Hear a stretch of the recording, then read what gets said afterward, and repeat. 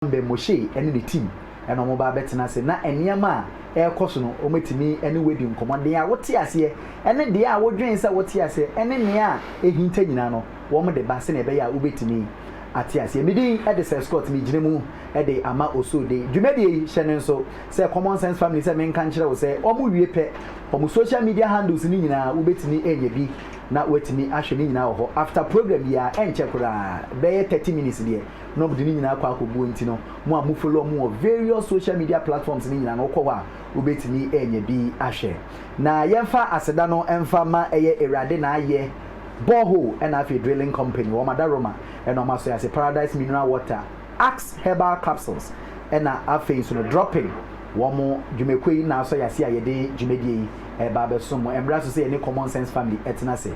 na what you atwa mu na ye hwe say Yesu Kristo wo ye Nyankopon ana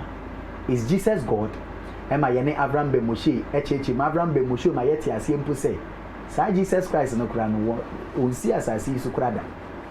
o se no kura no cross ye say Jesus Christ bi eni asase so na o chechi mu esa ka say umpo no say ye gitum say Jesus Christ no asase so a wo nye Nyankopon or the Bible no and then so da fofra twedi ampo Nyankopon no aye de adom ye and internet then so ye ba be ko asem foforo so na de asem a ye bisa ene say Yesu awo ye ba be hwe ne kofa bai ne story no ye ba be hwe dia ewo eye Quran nim na afi so no ne ewo eye Bible nim eno na de ye ba be hwe and internet potoka say ye be kan say the birth story of Jesus in the Quran and in the Bible eno and de ye ba be hwe na and then no Abraham be Moshe entimi ama meka yensa na emom no o de Yahuda na afi P Black and there omo aba be si na nemu a omo ba be boa na dwumedie no etimi akoso men kan kire me say Abraham be Moshe amma eni ntini wuntie Yahuda wa be de pa eni ntini de ono so wo no obode atena se na P Black okenkan ni de ono de wanko be bi ande de o wa ha na emom Abraham be Moshe bi ntino wentimi amba ntini Yahuda na aba be si na nan ya ende yene no eba betwetwe nkomo hyene nso bi mesia kan bi midin e de Scott mi gire mu e de ama Richard Sakode e obetini afeli osude ono na de mi gire mu e de ama no P Black wenyi bi aboko se ugina ona so de yeah the chairman ama enso no say ye be ye adwuma no Yahuda abusia peni and then the first time I yeshia sa more fire say bi aboko de bi akule empenifo say ye nimuzu ye bebisa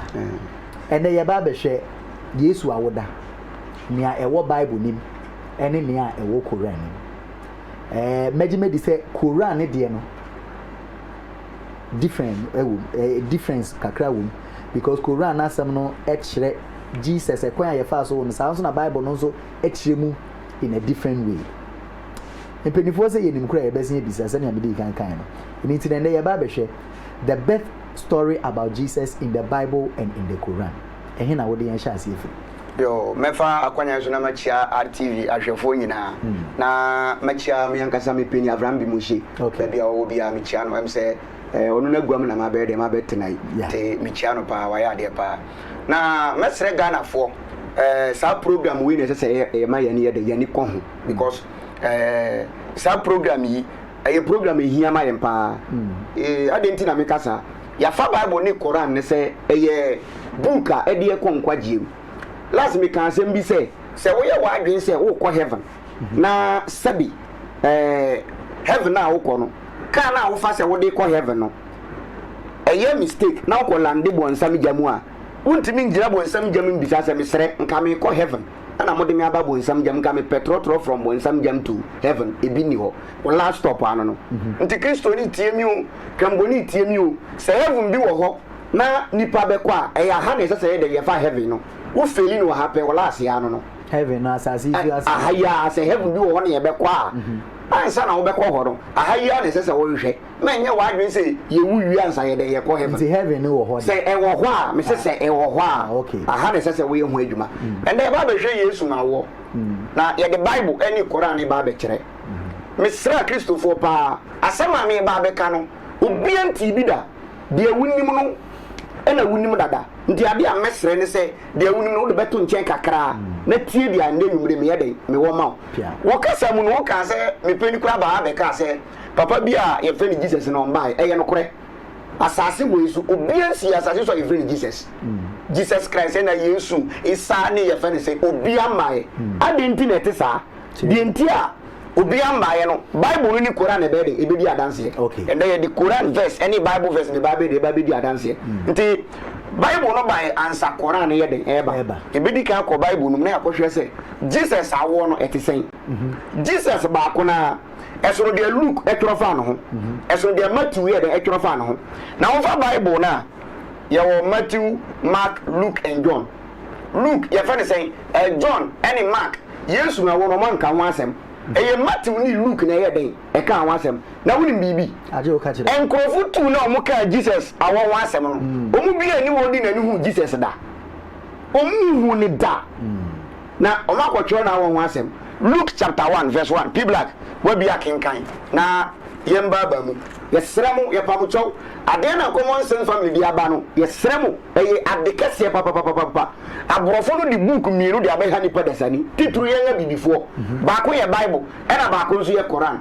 enu ti na ye ntimi nkoye nim nti mesremu kan Luke 1:1 o say Luke 1:1 kan yankwe o say if say nipa pi afato won so Luke say nipa pi afato won so so ba che ensema abaye mu na to so Yesu nsem na ba ye no obi atworo bi nti Luke nso okwa akotworo bi to asenkwe say da won 50 ase no say dia wona wo 50 ase no ni omani hu ye edi wona ani hu ni ye no na wosom asem no ho edi ma yenti wosom asem no edi ma ye nti Theophilus pa o tworo letter dia akoma Luke nti Luke say Theophilus pa na me say me so Paul say sorry Luke say ono nso ne say ono nso ma hwe nim pepepe ono nso ay investigation to asenkwe 50 ase no 50 ase no na me twene makoma ebremo ono nso twere ne makoma e de abre Theophilus nti anu Luke ka kire say onwi oye den oti uti da meka no John chapter 3 verse 11 ti asem bi oho na yen ko topic no so John 3:11 uko Bible no mu a Bible no say odanse krumini onko heaven why ni odanse krumini obi ye onhu asem odi mu adanse asem ni siye no wonni ho ena wudi mu adanse chenchena chi wo odanse krumini John chapter 3 verse 11 what say John 3:11 kan yankwe wasi na no kare kare se mu say no kure me se mu say de enim ena ye kan de yenim ena ye kan na de hu na edi ho adanse na de yehu ena edi ho adanse nti wo ye Kristoni na wudi Bible no adanse say Bible no nyame asema de wo Bible mu nyina Kristoni bia ni wo oye de ohu yi wo ti gara akwa hu onu nku no kora otworo mu nku no koro hu yi na wo na Luke atworo de abrel ye ko hwe Yesu na wo Jesus bia nsi asase so da aden ye be de na ehu me ba cho wo ti asesi an say wo be bia ye wo amen me bisa say himfa na ewo wa wo be mu ba bi fa akopɛ eno ano no entimi mba say wo no ye wo Kumasi the same day no ye san wo Accra entimi mba say bia ye wo General Hospital the same day no ye san wo Konfanochi Hospital entimi nye yie okay wo te da meka no enti ye fa mu nkono Kristo fa ne Nyankopɔn asɛm na ye biem na Yesu na wo no ko ye different na and ye say you say no abrofo no oma biti ya che okay Matthew chapter 9 verse 9 ye be kan ye wia na ya sha se Matthew 9:9 what is say Matthew 9:9 tie de oka Matthew 9:9 wasi Matthew free the book of Matthew no Matthew na twerɛ wasi Matthew free na Yesu Matthew no de oka Yesu esu de oka no na twerɛ no na twerɛ kura obi na kan no so te say Luke de ani bi kan yan ko P Black na Yesu efri o etwam no Yesu o twam o fe o ri twam no onipa bi awote atogie onipa bi ye o twi kasa mienu ye wo onipa no ena ye wo onipa bi se me ka che say maame no ba ha e obi ewunim no nti but se me ka che say maame bi ba ha e unknown person nti ani che say unknown onipa bi onim no o onipa bi to asenkwa oti atogie oti atodue a friend Matthew ye friend Matthew to ase na o ka che no say ena o ka che no say dimechi na o sorry edide ena ono so ni di nechi nti aha na che say enye Matthew na de ne nsa ye den etwere eye Matthew kai ena obi tie no no so ye den etwere uti da meka no ya wie aha no quotation two we ni adanse say the whole book of Luke one for nani ehu ote no twere the whole book of Matthew one for nani ehu ote no ye den otwere na ye den say obi beti atesem na obeka na ebe ye nokore esoro de woni wani ehu ena esoro da wode waso aye den ate aso ye kwe Matthew chapter 2 verses number 1 ye kwahwe ade Yesu na wo kwaya ye fa so wo Yesu Kristo ni mepato ye din na tie na wo mu kono wo nsua wie ye sua ena ye kyerɛw the gu trimu film na wo hwe your friend say 1909 ne your friend say 1987 no e no e concept afa na ye kire Bible na nkasa people like be kinkai na ye baba mo say Matthew 2:1 Matthew chapter 2 verse 1 na wo Yesu o Bethlehem ye wo Yesu e wo Bethlehem e wo Judea e wo hinfa Judea Matthew na kasa no ye wi ye beba Luke de ye wi finally na ye kokoran de e no de wo bebu nsam obi koyante wo bebu nsam Tuasan pe people like what say what's wo Yesu o Bethlehem ye wo Yesu e wo Bethlehem e wo Judea e wo Judea wo hene Herod abreso no o hene Herod Kristo ni fa me e ma wo mfi wo say ya wo no wan breso Herod abreso Herodi abreso tuasan na hwe enyasafo bi fi epie ba Jerusalem enyasafo bi obi antio anyansafo bi efi epie eba Jerusalem beka say ena mo beka che Herod say ehi na Judafo hene awawo no wo Herod himfa na Judafo hene no ya wo no himfa no wo na yehu ne suma ewe pie yehu ne star ewe pie na ye ba abakoto no na ye ba say ye be worship ye be koto no na ohene Herod etie no Herod oti say anyansafo ne ba ye no to ase woni Jerusalem fo nyina kuma etuye ena oni Jerusalem fo nyina kuma tuyi na osha omanim asofo mpeni ena ofre asofo mpeni fo no mo Jerusalem no to ase nkwe eni atwerofo nyina na obiso fa kwa obayo Kristo no ena obiso mo say according to Old Testament no yesi Messiah ne ba himfa no be pia ba because Herod no onye Israel ni nti ofre mo ye Israelfo a mo kita Old Testament a mo ni the prophecy of the Messiah people at aso na osha omanim asofo mpeni ena osi omanim asofo mpeni ne twelefo nyina eni atwerofo nyina na obiso fa kwa obayo Kristo no ena Herod bisa on be bia ye ba Kristo no de wasra no de awasra no na wakache nse ena mo ka che Herod say Bethlehem ewo Judea ewo Old Testament say e Bethlehem ewo Judea na sana odifo na atres e sana odifo na atwero say na wo Bethlehem Judah asase na onye Judah asafo ni enwe kuma to asenkwe efise wo mu na osafo ni a obehwe me ma Israel be fiaba wo mu e na osafo ni obehwe me ma Israel fo na wede obefiaba na Herod efre asafo na kokwe mu e na Herod ofre asafo secretly na obisa obrekwa ensuman efre ni yi me ba to one story aye kinkan obi anti story aye kinkan yo ye kire Jesus awo say Jesus be exist here so me be ka Jesus awo ho asema ese so true the same thing. Say you quote Bible verse bi na obekire Yesu ngawo na oka bibi fufuro pe e de Kristo no wasembo no po and the asem kase na e de ene so to asankwe people like Herod efre asafo no kokwe mu to asankwe na obisa obrekwa ensuman efre ni yi eno obisa o say star no epie mreben na osmo Bethlehem say eno osmo Bethlehem say monko hwe abofra no monko hwe abofra no na se munye hunu a na se munye hu abofra na mo be kan kire me na me so me kokoto ne bi na me Herod nso me so me kokoto ne bi na woti ohena asem wi emre na anyansafo no muti ohena asem wi ya no osim koye eno musim koye na hwe ensuma ohun epie no edi omani ma de ko say omo no ana nsoroma na emo omo direction ba e fa so ohena fie no edi omani ko si say e ko jenfa kwa abofra no tifi omo ko du baby ayewu Jesus no tifi na ohun ensuma no omo star no omani ejikese pa omani jikese pa na wakọ edan ni mu no omo wura edan ni mu no ohun abofra no eno mu abofra no ni na Maria according to Matthew Jesus ye wono edan mu but Kristo ni se me bisa say Jesus ye wono ohefa obeka say ye wono ohefa enwamuom nti Matthew say ye wono edan mu ye wi e be kan brofo no verse 11 wow verse 11 fa na kan English no nti according to Matthew Jesus ye wono enwamuom ye wono edan mu na ye wo Jesus ena ye di Luke de no e di be yi film ena ye di a kire ye soso no mo be yi sini no mo de bri ani so de be sin ne obi afa Yesu se ne kra na agye nkwa obi kra to ma fa Yesu abo me bo anwumre obi tu bi sesi a afa Yesu so still ye hu de eko nti e pese obi ate ase se the Bible, the Quran, Islam and Christianity e ya de omo de abe ha ye nga bibifo enunti na abibifo ye ntimi progress ye ntimi koyanim o je de ameka no the story no to asan ko say Matthew chapter 2 verse 10 to 11 verse 10 to 11 and so they left and on their way they saw the same star that they had seen in the east to asan ko and when they saw it how happy they were it went ahead of them until it stopped over the place where the child was and okogina baby abofra no wono verse 11 they went into the house to the house into where the house Bronika say house agoti asesen edaim to asankwe and then they saw the child with his mother they saw Jesus and his mother Mary unji ndi say na efie ni mu na adwambo no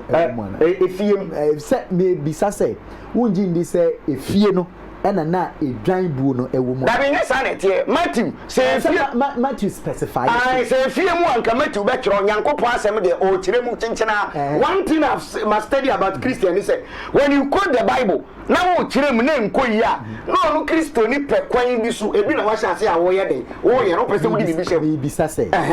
se Matthew eka efia ebetimi aye se efie no emu na edwan bu no ehye ebetimi aye sa na ebetimi aye sa say ye nyina ye ka asem no America say what if say efie ni mu na edwan bu no ewa okay say efie ni mu na edwan bu no ye de ewa Luke be de obekere ye be Luke be de obekere say no efie ye fa say edwan bu no ewa efie ni nti Luke be de obebiebiem nti according to Matthew no Herod mreso okay anyansa from ye say fie pie bae obi antie ensoroma pie mu bae ena ensoroma na ma omo direction ena omo koduru efie no omo wura amu na ya wo Jesus sa na Matthew ye den etwere minia ya wie Matthew you quote the book of Luke, you go clap right now. We go pour some. We go tell another answer story. See here, Luke chapter 2, verse 1. What's it saying? People like we be acting kind. Luke 2, verse number 1. Verse 1. What's it saying? Yes, a war. Luke now, my friend, the Bible. And you young couple no asem. And I'm a person what etiasiansa ye to aso. Bible we encrophobia ye nipa na troy. And odin ya midindi ya den edit so. Anything a contradiction, errors, mistakes, de egugum no. And for Bible no chenchena chena, Bible ni nyamia no asem, it is enkenye Bible na ba ya. Sa asem de mempeso baby amgira mempeso meti sa asem no kra. Se Bible ni nyamia asem. Adenti na wusu se Bible no nyamia. And the enyami na misusu say the egum na ma nyamia asem because nyame contradict no ho. Nyame nkantro, nyame nye mistake, nyame nunu ho. Ba muki contradiction gum. Entro gugum, nyame onunu ho. Nyame osesa na adwe Moses kura tunufo nyame osi nka okoku nipa na Moses ko ka chese Nyankopon de awoye no obedi nkwasi asem sesa wadwe ampa so Nyankopon sesa na adwe na wo ka kire msa Nyankopon bo so ne asase no onim nyansa nipa na etunufo de anda masa ende mo hwehwe mo nyame ni yi asema wo ke Moses ko ka kire nyame so Bible mintimi na da asema nka sa oda ba se ade na wo kan de se wo kire mi Exodus chapter 32 ye wi ana ya ba no so na ya ba Exodus chapter 32 ampa Nyankopon ka kire Moses ka kire Nyankopon ade na wo ya sa ade we refi ana Exodus chapter 32 verse number 7 coming verse 7 kan na Ewade ka kire Moses say Ewade ka kire prophet Moses say Sanko na oman odu wo fi mizim asaso ebaye no obekai kai ma yesi Moses wako gi mbradu no enti Nyankopon ka kire Moses say Moses enkofo na start ni boni ti say wachiko ti enkomo na eba no kai omudi asemone na omudi asemone wamane fi okwan ma chewa no so ntem omamane afi okwan na mede mo omo so ntem wai na ntwe ba ogu omo akoye na ntwe ba a omo ye den omo som no to ase wasoi no agba fode ma no omo asori na ntwe ba agba afode ma no akase Israel enti Israel fo ka say Israel wonu no wonyame na ntwe ba yi ene wonyame awo yi fi mizim asaso ebaye no awo yi mu free Misrim asase so ba ye no Ewade ka kire Moses say ene Nyankopon ka kire Moses say obi anti o Nyankopon bo so na asase onim da ati nim nyensa Nyankopon wo de calculate sana Nyankopon adwentia infinity a yese wo nyensa tie bi eba kan ye ko bibla Ewade ka kire Moses say ene Nyankopon ka kire Moses say mahu oman mahu Israel man na hwe wo ye oman wonko asen omo ye oman ya wonko asen omo ye stubborn to ase na afi ma me kwara me bo ehuti omo Moses me ba taw nka me Nyankopon ma fa adwen nki Moses nyi na nchen na Nyankopon suwelu omeni omu nyina to asen ko bibla na me meni omo na me fa onye oman kese na me mfa Nyankopon ka se odi Abraham asefo e na be ye oman iti Nyankopon ka che Moses ana te dia Abraham asefo no be ka so na me de wo aye de aye oman foforo kan yankwe na Moses pe Ewade Nyankopon che o se ene Moses pe Ewade Nyankopon che o se Ewade to asen ko Ewade ade na obuhuti oman odo fo de kese ade Nyankopon muafu etia Israel fo Kaye wasna Ewade na ade na obuhuti oman odo ho de kese to asen ko ni isa ye de koyi won fi mizim asa ebaye no oman a wo de wa won de ne wonsa ye de ekofi Misiri mo ba ye no na ade na mizim fo ne nkase ade ntina se wuku Israel fo na ade ntina Egypt fo no yen blacks no yen nkase adweboni bitina obeyi won ko se adwemboni wicked mind ene wo Nyankopon wutim se okoku won me poso okoku won e wo be pono so wa pra omo fi asase ni na wo prom nyina fi asase ani na afi sanifi obufuhie ni mo afi sanifi wabufuhie ni mu na ma boni aboye omo nye wo ya na boni a oba be Israel fo no enyo omo ya na kai Abraham Isaac ni Israel ni Israel won kwa oka omo tam ese won se won kwa oka on time say one say mama wase for adultson to asenkwe say osonsoma no na asase maka asem nyina asase a waka wasem nyina mama wase for mama me de bema Abraham wase for na no wodi so akosida no mama di so akosida no na bone ade ka so be ne mane ne ya na bone ade ka so de be ne man no eye ne ya wo say ade ka say eye ne ya kan English na hwe Nyankopon se sa na adwen sisi a obesa na adwen verse fa kai o se sa na adwen Moses tu Nyankopon fo na me ka to say nyo obo ade na wo mu fu mi Nyankopon ye hu ntu no fo nkasa nkyere no enti mu book no say Nyankopon bi se obeye bibia no one can stop that God me ka kire wo ye Kristo na wo hwa mi na wo tie mi a me serew me nsay wo gidi me pese dia wo gidi dada no eno nye no kore enye no kore Bible no ye dia be dada o nyame som eni Bible mu Bible no so enye nyame asem omu di Kristo som na be dada ye Verse 5. Exodus 2:14. Verse 14. What is it? Was and so the Lord changed his mind. The Lord changed his mind and did not bring his people the disaster. O change was the son again. Nyankopon say na nti nipa timi sesa nyame adua na wo ka chem say sa nyame man ni neti a e kom mede mi. Nti yenkohwe Luke. Luke de no so. Yenkohwe Luke. Nti ya Matthew watworo Yesu na wo. Yenkohwe Luke nso. Wo beti story for sesi a. Different thing altogether. The book we omo de abese ye brain ye mindset aman de bia nyame be ye ewrade Yesu asofo ebuye book na omo de abese ye mindset ye mfa ne se abrofo na de bai sa abrofo na nso sum omo ye de also mo sum na ebo Jesus why na catch us abrofo sum nyame abrofo wo nyame sum mbre hwe tena wo sa abrofo sum nyame anka Dubai ti say Dubai abrofo omo sum nyame anka UK ni hwe o mbra ye rekoto na nyame sum wuti asese man yama makoma mbakura wote nyamesom ase nyamesom na wo kan se wo kɔ hɔ a asɔre wɔ hɔ wo kɔ asɔre siada ɛno nye nyamesom yɛnsom nyame wo kɔ hu nyame na wasom no asɛm bi wɔ wo ka ɛnsa sɛ ɛba wabra bom kora sɛ wo som nyame ɛdɛn na wo betima ayama nyame yɛka sɛ wo som obi a you serve someone service wo be prani dem sabi mpra bia sa ne so pota ye fi a wo be den wo be si wo be twitwi nkukuom wo be den wo be ko nsu ama no ne mfikire fu a wo be do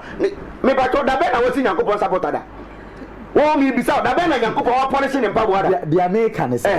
sanya wo ka se Bible no bi na de be da dan na me si nipa na o de be da dan wo ko ni kroma sanya ebibifo anasa Ghana fo ye sum Ewrade no wo mo anso wo sum Ewrade no o Jesus Christ din na am say am ka sam tira ya research yi wo ko eburo tire sesi adan wo ma sha se ton cathedral mo tonton wo be ko na yesi we bi no sum nyame a wo be wura buroni aso ne dem no se nipa 100 na ewu mu a ewo mu a buroni e2 pe de aka ne 98 da bibifo mo na kam kire wo buroni wo time ayere ko tem se Ewrade e na Jesus say one man tema e na say ye da wo de Ewrade buroni si down ho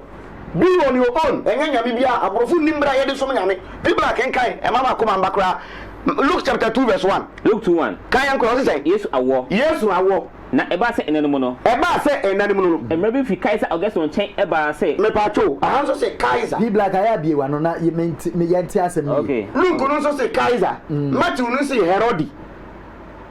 Luke say Kaiser Matthew say Herod ye wie to asenkwe pibla na eba se enanum no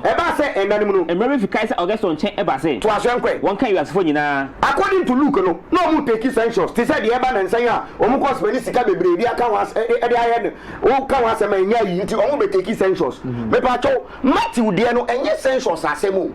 nipa kan bi eni yente census bi an wasem but Luke ka different thing Luke say no more kan nipa ti Pentecost na wo tie mi hwe Bible no mu ye ezi eni a wafa Bible no hwe Bible no mu ye obi a wo use Bible hwe Bible no mu ye na Bible no ye dia book sulia people attraction kwa na yentwe wondi na when okanya edikan when the first census o mo ye ebena chrono edisi re amrado no edin foforo bibi basa chrono edis e fa ne say amrado na nipa nya ko wondi am David title to asankwe na nipa nya ko twetwe wondi obi akọ ni kurom se ọkọ de ọkọ twero ni di Joseph nso efi Nazareth ofiri Nazareth ewo Galilea na osim eko Judea ena Joseph osim ko ya friend say Judea David kro a friend Bethlehem David kro a wo friend Bethlehem ebise na ofi David fi ebise na Joseph ofiri David fi ni nebusuye mu okotwa oni ne Siri Maria a onyum ni din enti okọ se okọ akotwero si oni Maria a oyere den onyem ni di okotwero mu di to asenkwe na eba se wo no eba se omo wo no na wo eduro so e na awo ka Mary na owo na baka belima e na owo na baka Mary ma na ode ntoma che no e na ode ntoma chechiri Jesus wode no to emo idaka mu e na ode no to emo adidi daka mu efise wonya kwan aw ahodan mu hwe ntoro bi heba wo ha ade we wun se no so Joseph ofiri ni kurom okodu nu kurom no wanya baby anda woni fie wanya guest house wanya hotel baby a Joseph bada woni kurom eye mmoa fie te say woti hai boni ban na ubedi wo kurom a ubedi wa wonya baby na boni ban yetwa wasu kura na eche na ukoba kura sebe ubedi baby a de atena but I say Joseph okoba to ni kurom na number 1 when ni fie Bethlehem na Joseph kurom yes nti Bethlehem ho wanya baby obeda guest house ni ho na mmom baby obeda eye nwamu we Kristo ni afa na saa se nsira ni hu ya obeji adi munyi ni saa ye de ye nyi to asonkwe pibla na enwanhwefo bi wo sasase no so enwanhwefo bi fulani fo omo sasase no so edam dum we wonya nko na jo afehwe de Luke nso twere enwanhwefo a wakobo fulani say fulani fo omo ye omo na wati ase afehwe de Luke nso twere Matthew de na ye kenkan ye mepato nwan sem bi ba mu aha ne se nwan ye ba de na ye na nwan omo ye nwan ye titi asori dem nti so fo kasa koli ogan ye titi njo ye titi asori dem sa pibla to asenkwe na Ewade bofo be ja won chen ene Ewade bofo ebe gina nwanhwefo ni chen Ewade eni monyam ahira won twa won ene yankopon enu nya bepa Matthew ka say the three wise men and Luke ka say nwanhwefo no mo ane 3 wise men ana Jesus ebi ai da ye besia Luke nanka wa biebiem na wa bisa na o kire ye nto aso to asenkwe pibla wo se Ewade bofo be ja won chen ene Ewade bofo aha bofo ba ye Matthew bofo amba won say Bible no omo kinkan omo study de si wo Matthew no omo study da de si wo Luke no omo study da de omo nim say ye wu Yesu wo Bethlehem asa say nwanhwefo ba yo say ensoroma pie yo say ye wo no wodan mu o ye wo no nwamuo mu o ebofo ba yo omo mfa ho pibla to asenkwe na Ewade bofo be chen etwa won hia ene Ewade bofo be hyen etwa won ho hia na ehu kese kan mo ene ehu kese ka nwanhwefo no na obofo no esi won se ena bofo no esi nwanhwefo no se mamusuro nwanhwefo mamusuro na hwe me de asempa eye enije pi me de asempa eye anije pi na ebe oman nyina de ebremo eye oman nyina de ena me de bremo se ene wa wo ajenkwa ne Kristo Ewade no se ene ya wo Jesus oye Kristo Ewade no ama mo David kurom ama mo ewo David kurom na we ene mo senche ni mo nkoyi nsankyere ni amubehu ne we ene mo nsankyere mo akokwa a wode ntoma ache no mo behu akokwa a wode ntoma achechere no se oda mo idaka mu se oda emo adidi daka mu na empofrim no wo so asaf bebrebe kan awofo no ho ntoro saa ena abofo fi soro ena mo be kan ye fa ne se nwanhwefo no so eyi nyankopon ena mo tu ndom se ne ye be yi Ewade aye se ne abofo yi nyame aye just like that ena mo tu ndom wo wura mu ho people are trying ko na omo yi nyankopon aye se omo yi nyankopon aye se enumunyam wo so ma onyankopon enumunyam wo so e ma onyankopon na asomdwe wa asase so na asomdwe wa asase so nipa wo so nani yeah people are trying ko na eba se abofo efi won chen ko eba se abofo no fi won chen ko ye no nwanhwefo no keka che won se ena nwanhwefo no keka che won se mo man ko Bethlehem ne ko hwe asem aba abusia wan kasa hu se wo hwe manim one story for Friday na wo kana meet eye nwanwa enye bitie na wutie eye nwanwa nkura won tie da nti nkura wa ye disturb why disturb say atwa nyina firi nyankopon ho miem na Matthew atwa Yesu na wo Matthew atwa different the same Bible na Luke atwa different wan kasa kra wo deka akristofo mo deka mo e kana mo de na nye ka ketwa o mo deka nkasa ka be mo deka mo de Bible ne ka mo deka mo ti asoli dem 20 years wa kwa asoli na Yesu na wo Matthew truly different Luke there o truly different na won ka ho hwe na de ye me ya ne say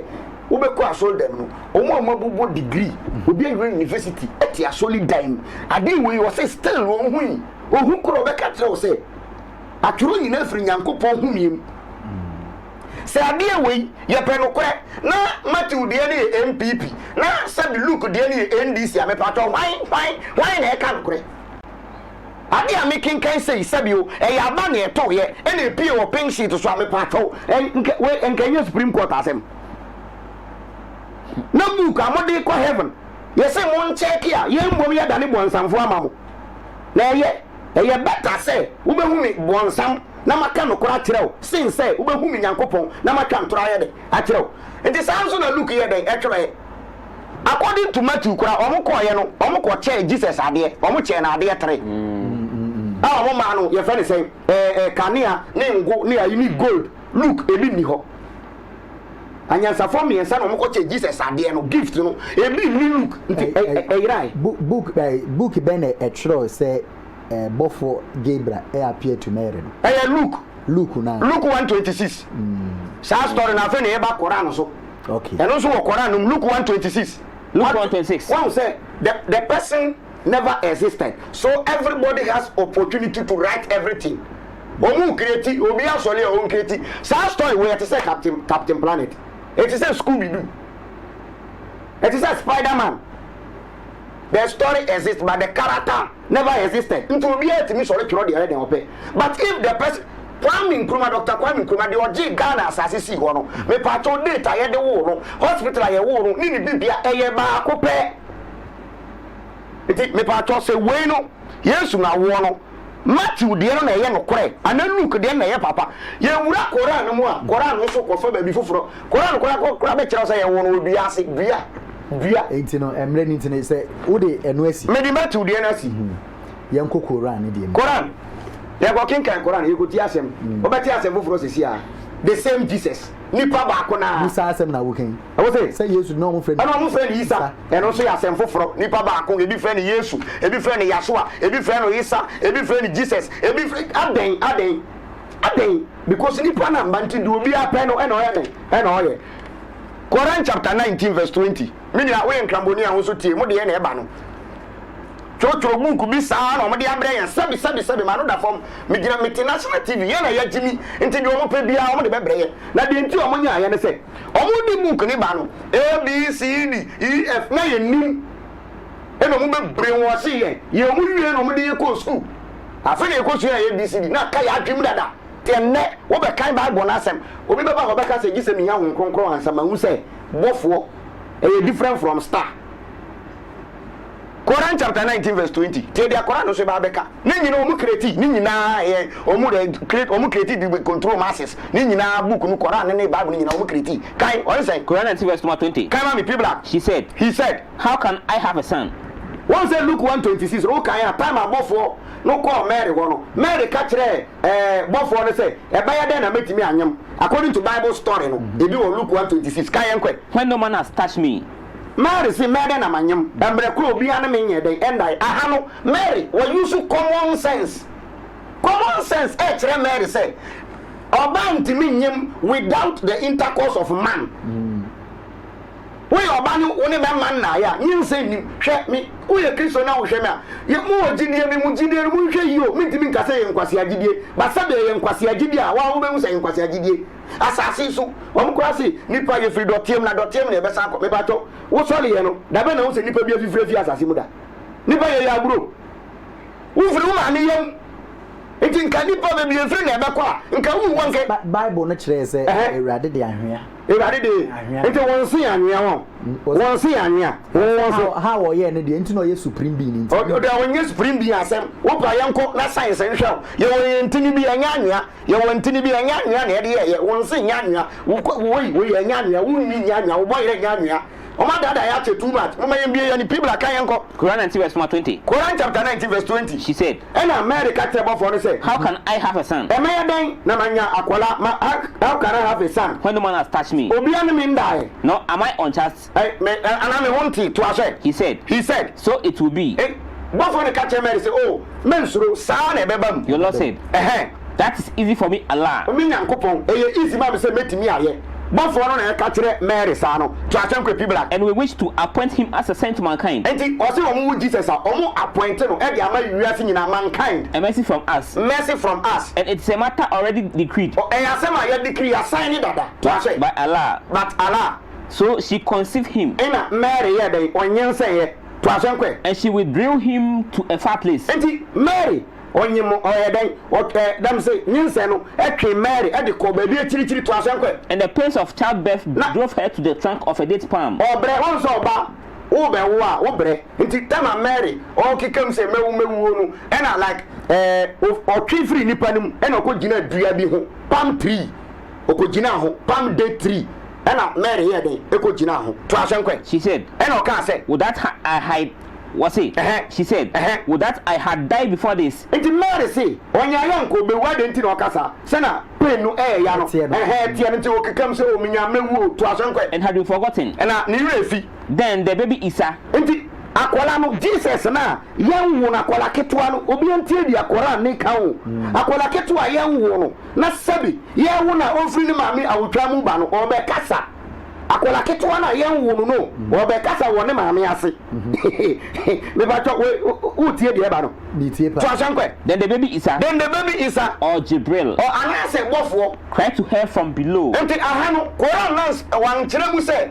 Quran ne sɛ ɛne bi epie firi Mary ase Quran na nkyerɛ mu sɛ bɔfoɔ na ɛkasa ana Yesu Jesus Isa na ɛkasa bia Quran ne ka yɛre sɛ Isa ne Gabriel ɔmo te sɛ voice bi efiri Mary ase na woyɛ nkramboni na wankasa wo te fie na asɛm wei wafa ne sɛ ala asɛm a I don't have problem with you. To Ashanko people. Then the baby Isa or Jibril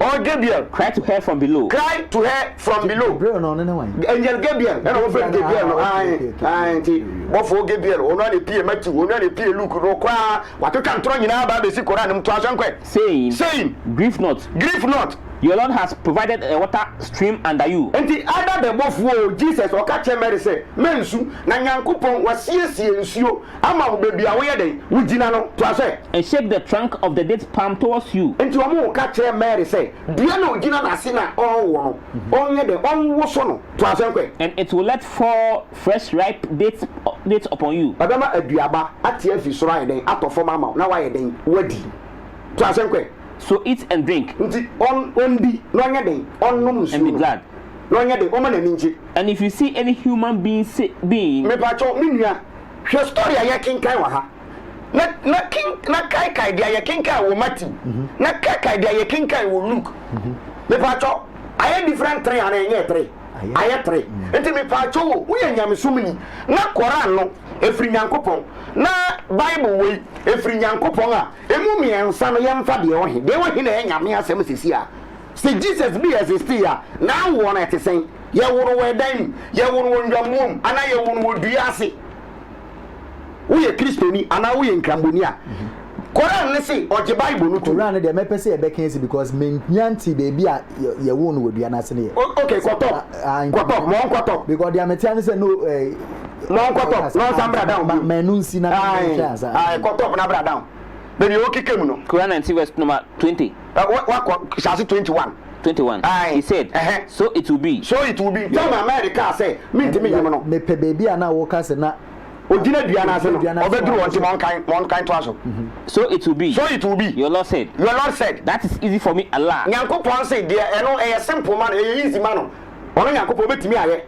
and we wish to appoint him as a sign to mankind. Say you Jesus only Nyankopon wa appoint no e dia mankind a mercy from us Allah ahombobura e free Nyankopon and it's a matter ahombobura e free Nyankopon and it's a matter already decreed by Allah matter ade a ono Nyankopon wa sign dada to say so she conceived him enti o ye den no to asankwe and she withdrew with him to a far place. Enti o twi ono Mary twi Jesus every baby ana owo no to asankwe enti baby owo no na nya dua ye ko to asanko meba 22 so she conceived him and she withdrew with him to a far place. Enti o ye de o twi ni free ho na chese time a wo twi na wa wo no enti o twi ni ko baby to asankwe that is Bethlehem Valley about 4 to 6 miles from Jerusalem. Aha na kire say Bethlehem no enye ho no Jesus e 4 miles from Bethlehem but you find say Luke no say ya won infa Bethlehem Luke say ya won Bethlehem kurom Matthew so ka Bethlehem ena Quran say dabi enye Bethlehem e ye yuram ena wo no nti from Bethlehem 4 miles thank you nti na je say eye ma 7 yem fa say owo no ma 7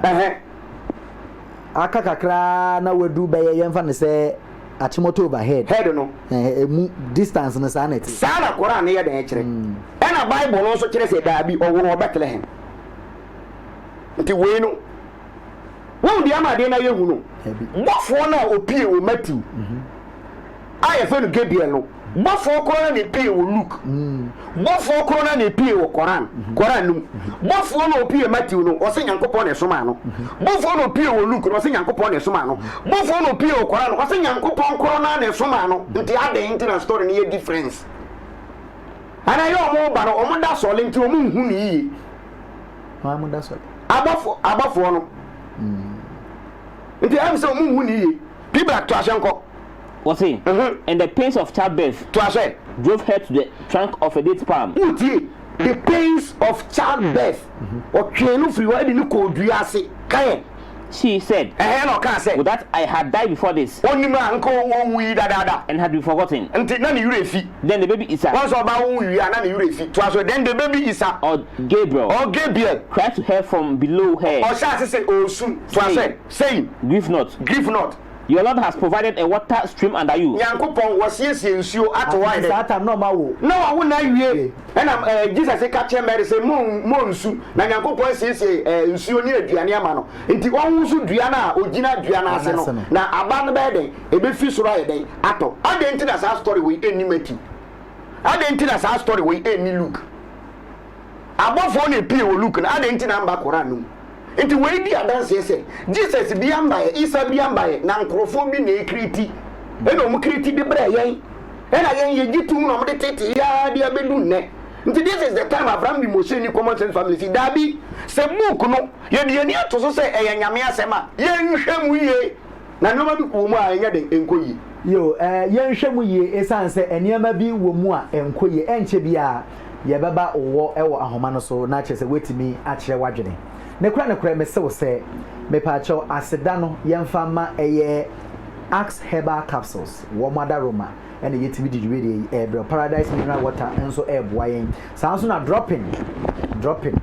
ufa ofu na baby apese uko bia na chese wetimi awoda na omaba be fa kama ewrade na aye borehole and drilling company wo mo so asoyase aye dijume de yetimi ede eba be somwa chese ende me hu ya dwiri me kakra na enso no ye gusu a minim se won so a wo tifie no pese wo bem na aboafo ya o ma so yase ye bekọ ne yakwaje omo aboafo enkrato aba ye beba won chen e wa homa no so na yetimi aba be fa won so wadwe nche enko be bia ye bazizia ye kasa e de afa eye Yesu na wo de e wo Quran nim e na afi de e wo eye Bible nim na ende Abraham be Moshe wentimi amba na udino Yahuda minimum pa na nkam bebisa say asechire ne de emre ni ntine emrepe mu no mema wa kire mase eni ntine nde Yahuda e na ye ne no edi dwumedie na wakasa bebre afei e na wa join ne ya men wore kran ye wi a common sense family social media platforms ni na ubetimi enye bi na ye ba won chen e wo ahoma no so no na wetimi abo ewrem na won so no wadwen kire no wetimi dia ba eni ntine producers ayi radio omo fa na ma no ento ubetimi afre da wa kire wadwen na mentwa kosi se wo bebe eni ntine Yahuda ye nto aso se obi be mu ana ya fa no nti ye to aso a dia ye pese atiefo na agefo ti ase book na ye pe na Bible wo ye Kristo ye bie wedi wo ye no mu di book na be dada ye book yi asofo e de gini pasika wa asase so wow Yesu na wo ya kan different Matthew o kan different Luke e kan different ade a me ba be ye bisa se sofo ben na anya adaje wo na asori dem hwe opa opa ti no kwale se age a Yesu awo de fa no ho ben enu me ade nkese se eden ehia pa what you say nti yesere mo we pamcho enye se ena o se ye ba se ye begu asole ena Abraham bi Moshe no da bi ye nkasa nti obi a mu ko no wo de nti a common sense na Abraham bi Moshe ye powerful no mu ko na ye de ame da ye na mu ko na da ma asole dem eye mu ko na Bible ko na na ye ko tu nti ade a mekenkan ko bi am ti bi dawo obi wo on ti bi da enye den kwa no ti ya okay on ti bi da ti yesere mo mama ni nya de enko ho na mo njae ni is coming soon. Jesus is coming soon. Jesus be ani baby aba. Baby awesi adu Jesus be baby banka wa bada dada. No na wo kura ye wo na de ba. Obi aba homa no so ama memfa no. Hello. Adwene na anya adwuma. Hello.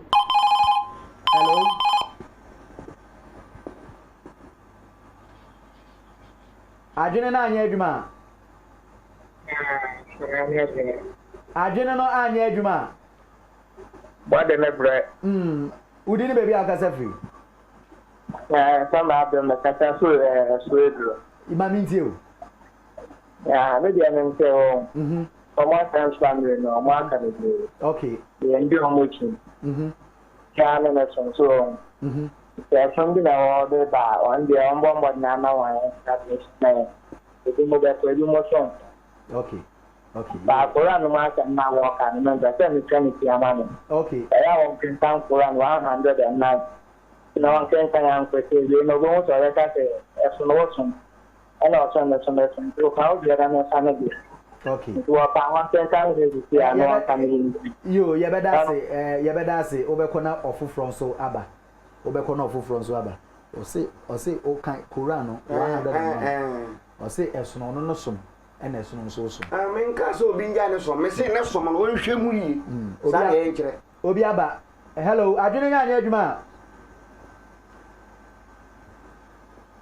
Adwene no anya adwuma. Hello. Bacho dini baby akasa free. Yo, udini baby akasa free. Efem ku free jan ka se tu asako. Mami nti o unia.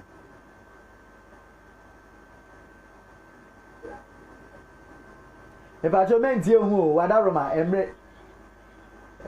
say omo fra no mo nti wo de to ade awo kan no. Anti men ka so obi nya no so. But yes you adwene na anya adwuma. Body me bre. Mami nti o unia. Ayu mere mi chiao. Ene waduma ya puni na. Yo. Ya joso. Ente dia openia ken. Wa ya die papa. Ya wuda no. Wa kana. Yemu, the emphasis mi kan say. Okay. Obofo a odi asampane bre anyansafo mienso wo yode bre Mary nankasa wo.